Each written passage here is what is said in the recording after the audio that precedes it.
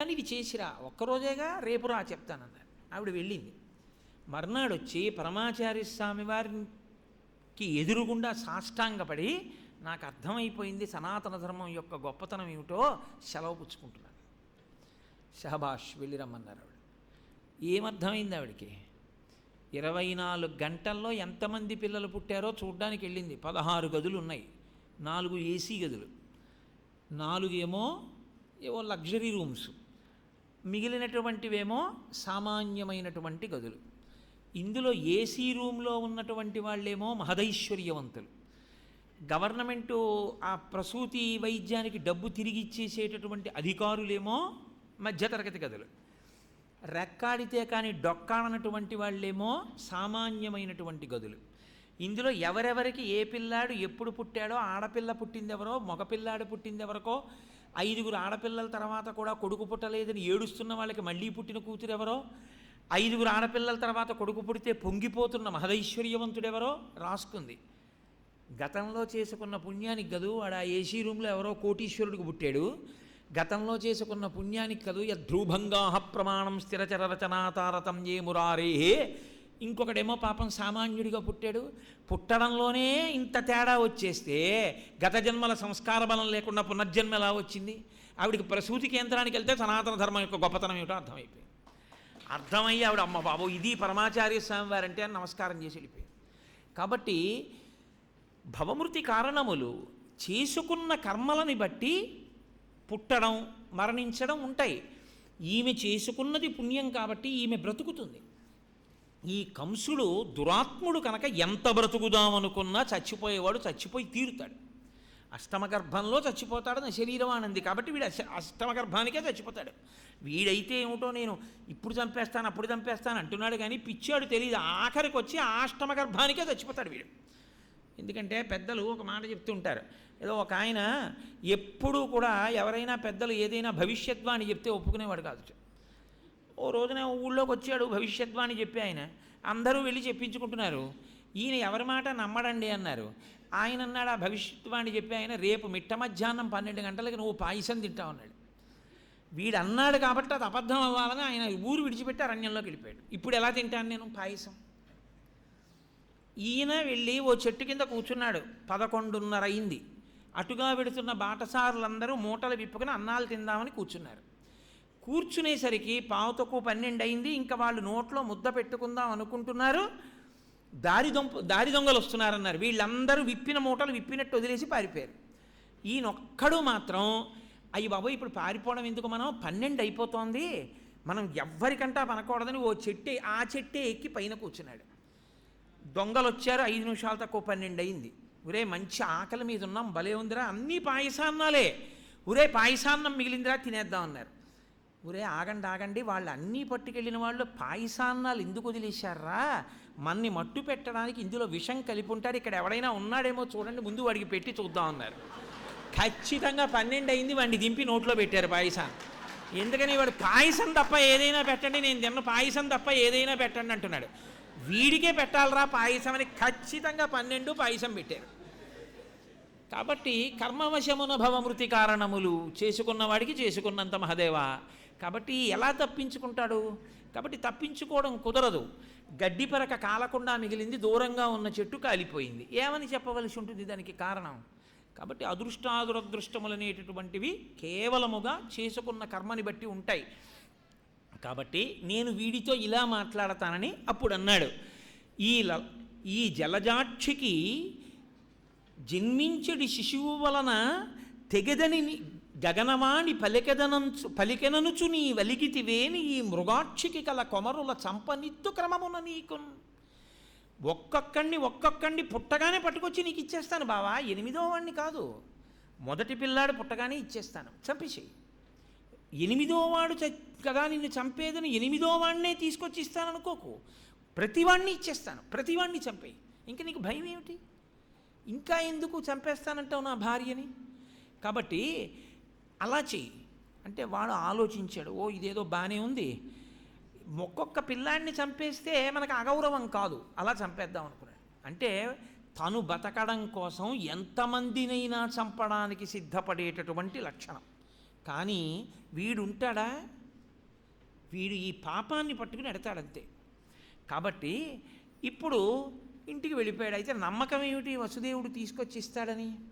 అంటే ఆయన యొక్క శీల వైభవం అటువంటిది. ఒక మాట అన్నాడంటే అంతే.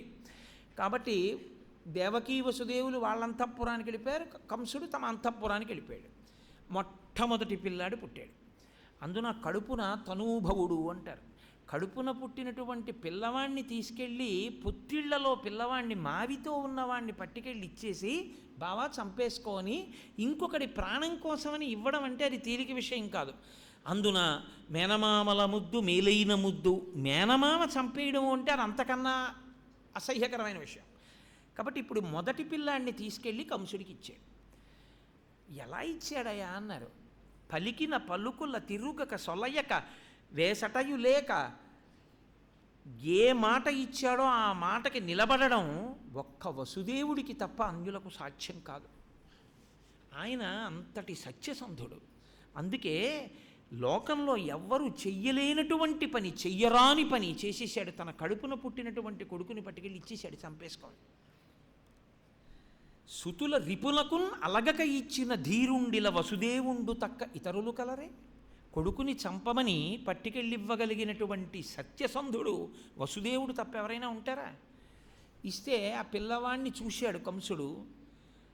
చెప్పాను కదా, వాడి ఆలోచన ఎప్పటికెలా ఉంటుందంటే అన్నీ తన వైపు నుంచే ఉంటాయి తప్పించి ఎప్పుడూ అవతల వారి వైపు నుంచి ఏది మంచిగా వాడు అంగీకరించాడు.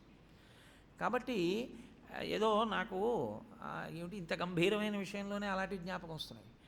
వెనకటికొకడు ఎప్పుడూ తన వాళ్ళనే పొగుడుకునేవాడు. పొగుడుకుంటుంటే ఓ రోజున భార్య ఏంటి ఏమంటే ఎప్పుడూ మీ వాళ్ళని పొగుడుకుంటారు, అసలు మీ వాళ్ళు కాని వాళ్ళని మీరు ఎప్పుడు పొగడరా? సరే నువ్వు అలా అన్నావు కాబట్టి ఇవ్వాలంటున్నాను. మీ అత్తగారు మామగారే మంచివారు, మా అత్తగారు మామగారే పనికి మాలిన వాళ్ళు అన్నాడు. అప్పుడైతే మాత్రం ఏమైనట్టు? అలా కంసుడు ఎప్పుడు ఆలోచించినా తన వైపు నుంచి మాత్రమే ఆలోచిస్తాడు. అదే పైశాచికత్వం, అదే రాక్షసత్వం తప్పించి అసలు ఇంకొకటి కష్టం ఆయనకి అక్కర్లేదు. అటువంటి వాడు కూడా ఈ పిల్లవాడిని చూసి అన్నాడు, ఎందుకులే చంపడం, 8వ కొడుకు కదా చంపేది నన్ను, బావా నువ్వు ఎలాగో మాట తప్పని వాడివి, తీసుకెళ్ళిపో పిల్లాడిని. కానీ వసుదేవుడు నమ్మలేదు. ఇలాంటి వాడి మాట ఎవరు నమ్మగలరు? ఎక్కువ వ్యామోహాన్ని నీ పిల్లవాడి మీద పెంచుకోకూడదు. ఏమో ఎప్పుడు ఏ క్షణాన మనసు మారి మళ్ళీ తీసుకురమ్మంటాడో, కాబట్టి తీసుకురమ్మని చంపేస్తాడో అని వసుదేవుడు ఆ పిల్లవాడిని తీసుకుని ఇంటికి వెళ్ళిపోయాడు. ఇలా 6 కొడుకులు పుట్టారు. 6 కొడుకుల జోలికి కూడా కంసుడు వెళ్ళలేదు. వెళ్ళకపోయి సంతోషంగా కంసుడున్నాడు. 8వ గర్భం కదా, ఇలాగే తీసుకొచ్చి ఇస్తాడు, 8వ గర్భాన్ని చంపేద్దాం అనుకున్నాడు. ఈలోగా నారదుడు వచ్చాడు.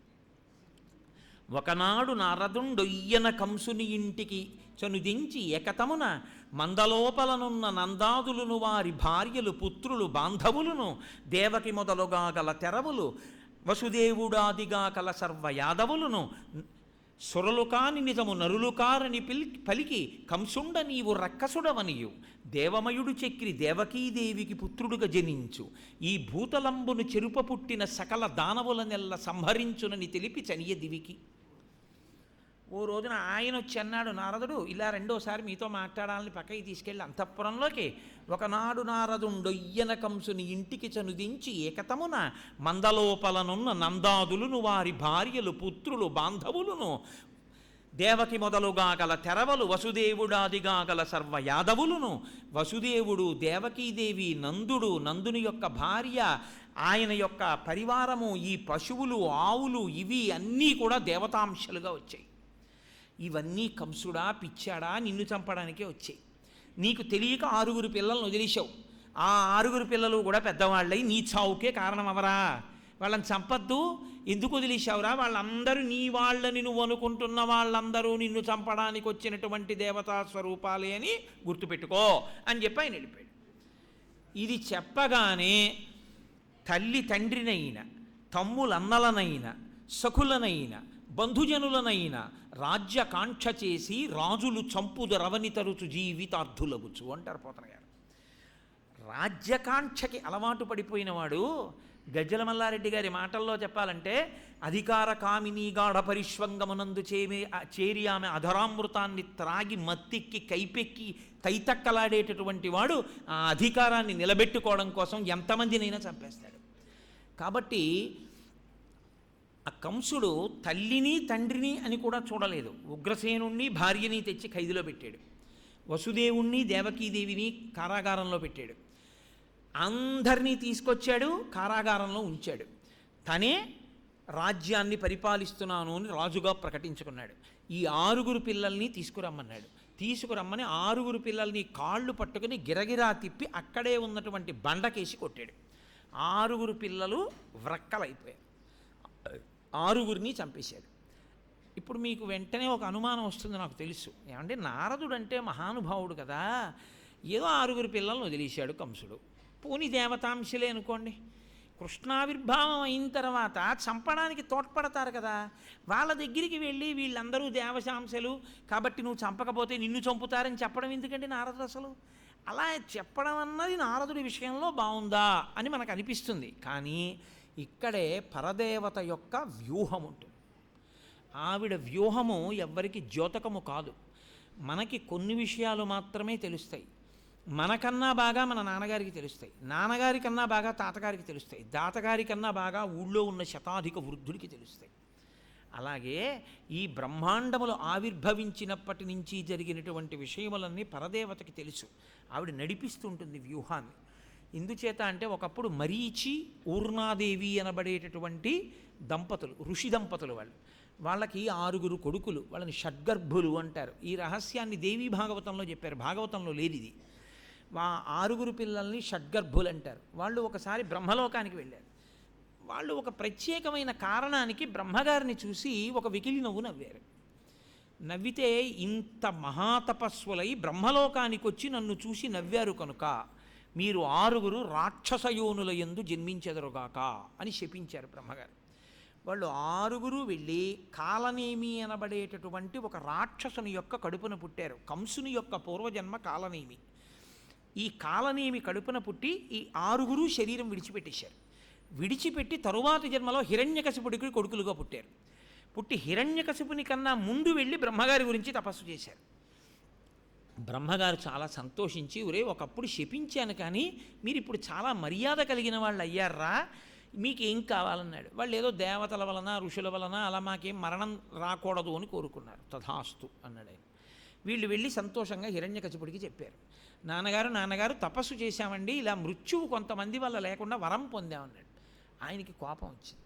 ఒరే తండ్రిని నేనున్నాను, నన్ను కూడా తపస్సుకి రండి అని అడగలేదు, నా గురించి ఏమీ అడగలేదు, మీరు వరాలు కోరి వచ్చేసారా అంటే మీరు బలవంతులు అయిపోతారా నాకన్నా, మీరు దేని వలన వరం మృత్యువు లేకుండా కోరారు కాబట్టి నేను మీకు శాపం ఇస్తున్నాను, మీరు పాతాళలోకానికి వెళ్ళి నిద్రపోండి, ఆ నిద్రలోనే చచ్చిపోండి, నిద్ర వల్ల చచ్చిపోకూడదు అనలేదుగా, ఇప్పుడు నిద్రలో చచ్చిపోండి అని వాడి కోపం ఆగలేదు. చచ్చిపోయి మళ్ళీ పుట్టినప్పుడు పూర్వజన్మలో పూర్వం నాకు పుట్టడానికన్నా ముందు మీరు ఎవరి కడుపున పుట్టారో వాడు మీరు జన్మ ఎత్తేటప్పటికి ఎవరిగా ఉంటాడో వాడి చేతిలో మళ్ళీ చచ్చిపోండి అన్నాడు. అందుకని గతంలో కాలనేమిగా ఉన్నటువంటి వాడు ఇప్పుడు కంసుడుగా ఉన్నాడు కాబట్టి ఈ కంసుడి చేతిలో ఆ షడ్గర్భులు 6 ఇప్పుడు చచ్చిపోవాలి. అందుకని ఆ 6 దేవకీ వసుదేవుల కడుపు నుండి పుట్టేటట్టు చేసి నారదుడి చేత చెప్పించి ఈ షడ్గర్భులను సంహరించి వీళ్ళు మళ్ళీ తమ తమ స్థానాలకి వెళ్ళిపోయేటట్టుగా పరదేవత అనుగ్రహించింది. మనకి భీష్మోత్పత్తి జరిగినప్పుడు అష్టవసువుల్లో 7 వెళ్ళిపోయి 8వ వాడు మాత్రమే బ్రతకడానికి కారణం ఎలా ఉంటుందో అలాగే ఈ షడ్గర్భులు వెళ్ళిపోవడానికి నారదుడు వచ్చి మాట్లాడడం అనేటటువంటి దాని వెనకాతల పరదేవతా వ్యూహం అంతుంది, వాళ్ళని ఉద్ధరించడం కోసం. అంతేకాని లేకపోతే నారదుడు వచ్చి వాళ్ళని చంపమని చెప్పవలసినటువంటి అవసరం లేదు. ఇది భాగవతాంతర్గతం కాదు. కానీ నేను మళ్ళీ దేవీ భాగవతంలోంచి దీన్ని ఎందుకు సమన్వయం చేశానంటే మీకు మళ్ళీ అనుమానం ఉండిపోకూడదు అని సమన్వయం చేశాను. కాబట్టి ఇప్పుడు ఆ 6 చంపేశాడు. దేవకీ వసుదేవులిద్దరూ కారాగారంలో ఉన్నారు. ఆ వసుదేవుణ్ణి ఎప్పుడు బంధనములు వేసి ఉంచేవాడు. ఉండగా ఇప్పుడు ఆమె 7వ మాటు గర్భిణి అయింది. ఇప్పుడు శ్రీ మహావిష్ణువు యోగమాయని పిలిచారు. పిలిచి యోగమాయ అంటే పరమేశ్వరుని యొక్క అద్భుతమైనటువంటి శక్తి. మీతో నేను మనవి చేశాను. ఆ మాయాశక్తిని పిలిచి ఆయన ఒక ఆదేశం ఇచ్చారు.